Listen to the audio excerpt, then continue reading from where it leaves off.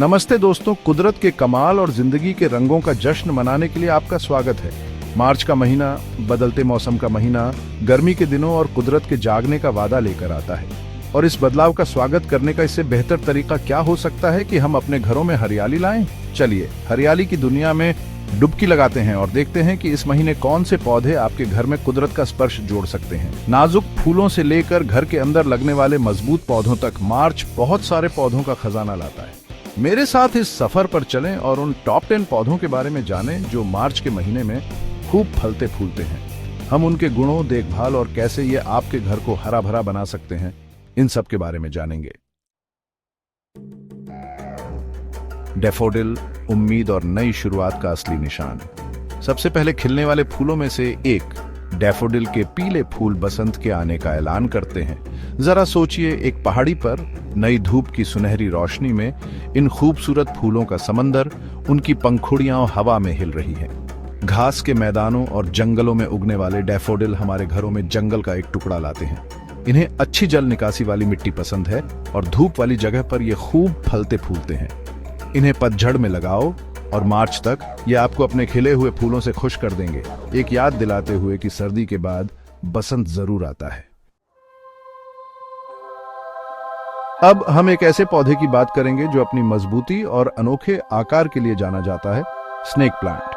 अपनी तलवार जैसी पत्तियों के साथ स्नेक प्लांट एक शांत रक्षक की तरह खड़ा रहता है, हमारे सांस लेने वाली हवा को साफ करता है और हमारे घरों में एक विदेशी स्पर्श जोड़ता है।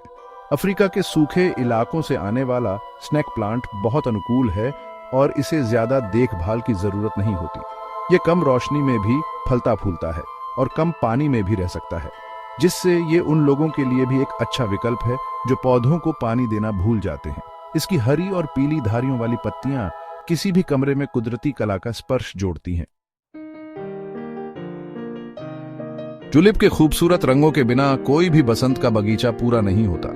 मध्य एशिया से आने वाले ये खास फूल सदियों से अपने अनोखे फूलों और रंगों से लोगों का दिल जीतते आए हैं। जरा सोचिए, खिले हुए ट्यूलिप का एक मैदान, लाल, सुनहरे और बैंगनी रंगों का एक अद्भुत नजारा, हर फूल कुदरत की कला का एक नमूना।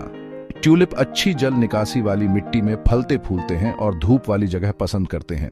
इन्हें पतझड़ में लगाओ और मार्च तक ये आपके बगीचे को रंगों से भर देंगे, उसे एक जीती जागती कलाकृति में बदल देंगे।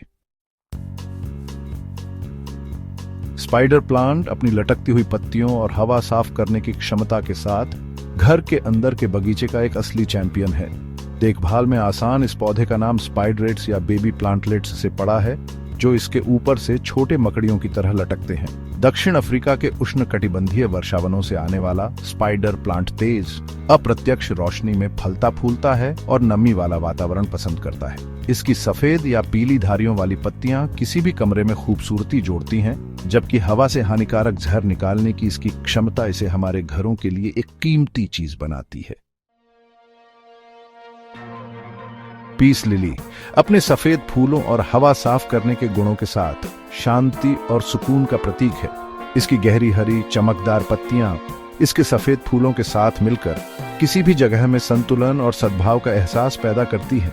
अमेरिका के उष्णकटिबंधीय वर्षावनों से आने वाली पीस लिली कम से मध्यम रोशनी में फलती फूलती है और नमी वाला वातावरण पसंद करती है।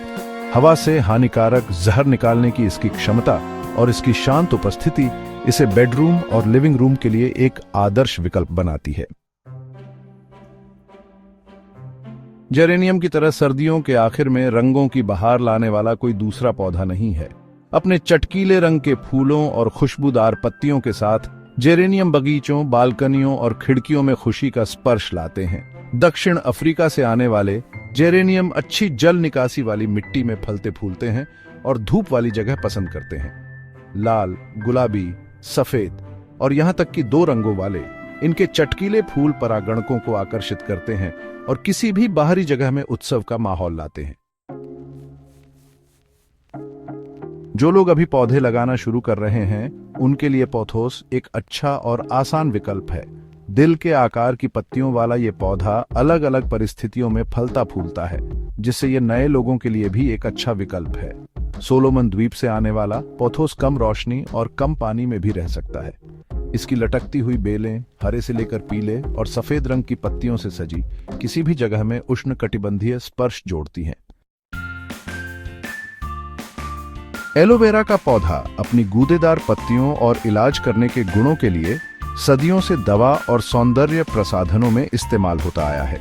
इसकी पत्तियों में एक ऐसा रस होता है जिसका इस्तेमाल जलन, कटने और त्वचा की जलन के इलाज के लिए किया जाता है। अरब प्रायद्वीप से आने वाला एलोवेरा का पौधा शुष्क परिस्थितियों में फलता फूलता है और धूप वाली जगह पसंद करता है। इसकी मोटी पत्तियां पानी जमा करती हैं, जिससे ये कठोर वातावरण में भी जीवित रह सकता है। घर के अंदर या बाहर एलोवेरा का पौधा कुदरत की चंगा करने की अद्भुत क्षमता की याद दिलाता है। एरिका पाम के साथ खुद को एक उष्णकटिबंधीय स्वर्ग में ले जाएं, जो किसी भी घर के लिए एक सुंदर और हवा साफ करने वाला पौधा है।